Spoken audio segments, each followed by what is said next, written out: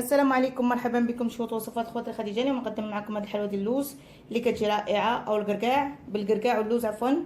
كتجي روعه، كتجي بهذا الشكل هذا، كتجي هائله. انا عملتها اللوز عملته بالقشور ديالو، كتجي معلكه، كتجي رطبه، كتجي هشيشه كما كتلاحظوا. تلاقاو مع المقادير وطريقه التحضير.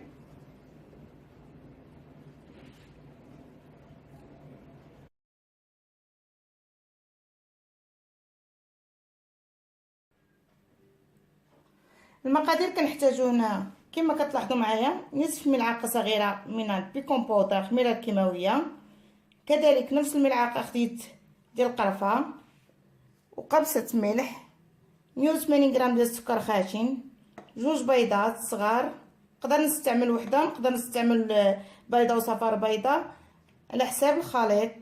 وكنحتاجو هذا التزيين، القرقاع نصف او ربع لكم نتوما الاختيار. وكنحتاج 200 غرام ديال اللوز مطحون، انا خديته جاهز بحال ما هذا الشكل. وكنحتاجو كذلك سكر بودر او سكر سبيسيال اللي خاص بالحلويات. وكنحتاجو كذلك القرقاع، 200 غرام ديال القرقاع. بالنسبه للقرقاع او الجوز انا خديته وضعته في اللاطه، وغادي ندخلو الفران اللي انا ديجا دابا سخناه مزيان كما كتلاحظوا. درتو الماكسيموم وغادي نطفي عليه وغنخليه واحد دقيقه ولا جوج، وغنخرجو وناخذ واحد المنديل وغنوضع فيه القرقاع، وغادي نبدا بحال نفرك فيه بيدي بحال ما هاد الشكل. نحاول نحيدو منه شويه القشور، القشره ديالو لانها ماره بهذا الشكل، غير بشويه غير بشويه حتى تزولوا منه القشور ديالها. حنا غنزول واحد الكميه ديال القشور ولكن ماشي بزاف، ولكن واحد الكميه. الماكينه اللي غنطحنوا فيها الكركاع من بعد ما وجدته غادي نوضعوه هو والسكر وغنطحنوا، وكذلك اللوز لان اللوز مطحون غير مهرمش كما كتلاحظوا. نطحنوا مزيان. من بعد ما طحنت القرقاع الجوز واللوز عفوا، غنوضع العناصر الاخرى كل من القرفه والملح والخميره الكيماويه، وغادي نوضع بيضه واحده. كنشوف الا كان خاصني غادي نزيد. بسم الله.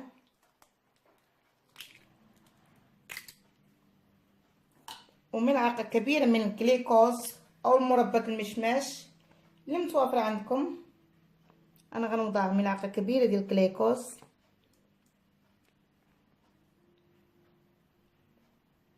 بهذا الشكل.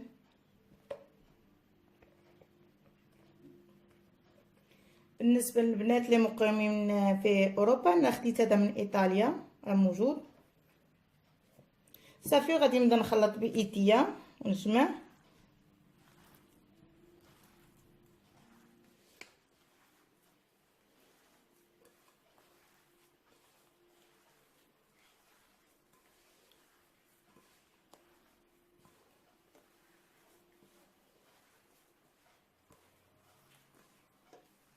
غادي نزيد البيضه الاخرى،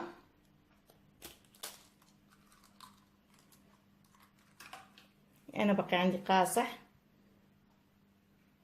يعني جوج بيضات صغار.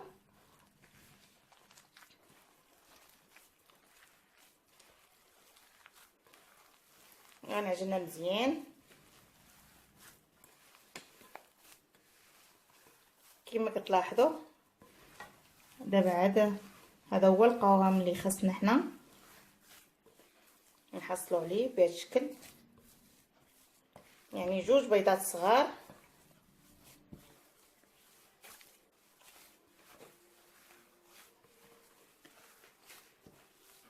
خلطوها مزيان.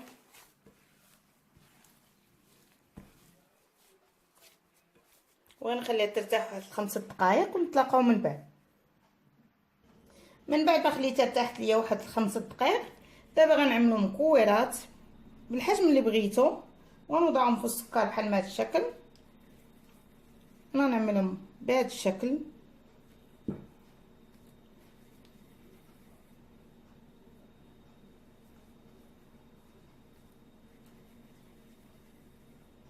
نبقاو نطبيو بنفس الطريقه. يستحسن نبقاو ديروا واحد الكميه وتعملوا في السكر، وعاد في الاخير عاد تحطوهم في اللاطه. كما كتلاحظوا راه شرب ما بقاش، يعني انا هاد الكميه خدات ليا 2 بيضات صغار.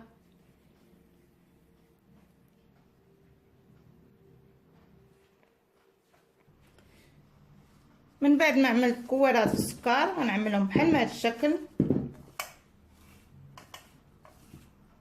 انا راني غسلت يديا ومسحتهم،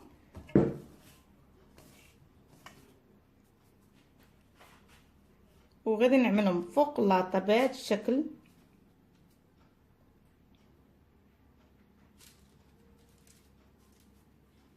نتمنى يكون الفيديو واضح.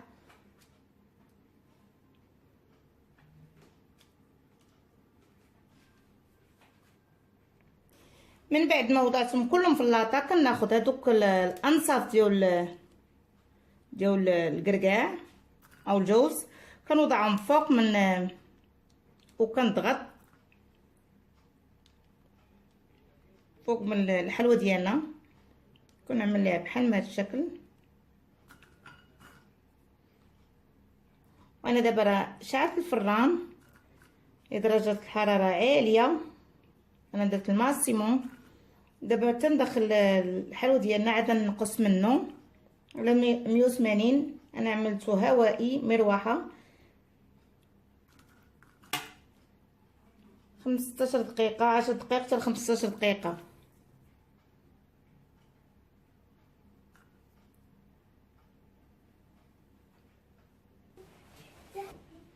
انا عملت جوجات قبل ما نعمل كيك. كما كتلاحظوا جربتهم هما الاولين ناجحين. دابا غنكمل العجين ديالي كله ونتلاقاو مع الشكل النهائي. والكميه الاخرى اللي بقات ليا غنعمل فيها اللوز بحال ما هكا. ثم لكم الاختيار تكملوا بالكركاع ولا باللوز ولا تخليوها حتى هكا بحال هكا عادي. وهذا هو الشكل ديالها من بعد ما كتخرج ليا من الفرن. دابا غنخليها حتى تبرد وعاد نوضعها في طبق التقديم ونتسنى بين ما خرجت ليا الشكل اخر اللي يعمل فيه اللوز من الفوق حتى هو نشوفوا الشكل ديالو. وهذا هو الشكل الثاني. ضروري ما نخليهم تيبردوا عاد نوضعوهم في طبق التقديم. وهذا هو الشكل النهائي. كما كتلاحظوا معايا كتجي روعه وكتجي لذيذه ومعلكه. هذه باللوز وهذه هي نفس الخليط، غير هذه درت فيها اللوز وهذا درت فيه الكركاع. كما كتلاحظوا معايا كتجي رائعه. نتمنى تعجبكم. كذلك في المذاق انا خرجت ليا هاد الكميه وهاد الكميه كما كتلاحظوا خرجت ليا كميه كثيره.